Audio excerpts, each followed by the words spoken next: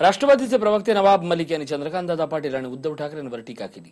चंपाने चंपागिरी करणं सोडावं, नाहीतर जनता चंपी करेल अशा शब्दात चंद्रकांत पाटलांवर टीका केली। तर कोण कोणाला दगा देईल हे अजूनही सेनेला कळत नाही अशी टीका मलिक यांनी उद्धव ठाकरेंवर केली आहे। पाटील चंपा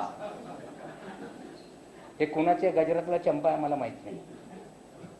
गजरेवाल्यांच्या मागे झोला घेऊन, भाजीचे झोले घेऊन फिरत फिरत नेते झाले आणि सांगताय आता हे अजित पवाराची चौकशी अंतिम टप्प्यात आहे। हिम्मत आहे त्या कारवाई करून दाखवा ना। आणि केंद्रात सरकार जाते, राज्यात पण पुढे सरकार जाणार आहे। 16 मंत्री सकट आणखीन काही नेते कसं तुरुंगात जातील ते आम्ही दाखवून देऊ।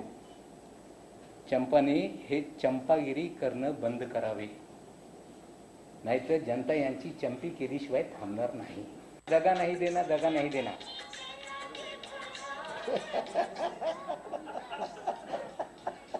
आज सामनाच्या आम्ही सकाळी उठून शिवसेनेचे नेते, दमदार नेते, कोतला काढणारे नेते ढोकला खाऊन आलेले भाषा करत होते की अफजल खानाच्या कोतळा काढू, आणि मऊ मऊ ढोकला खायला ते अहमदाबादला गेले होते गांधीनगर। हे भाजपचे लोक त्यांना आता वाटू लागलेले आहे।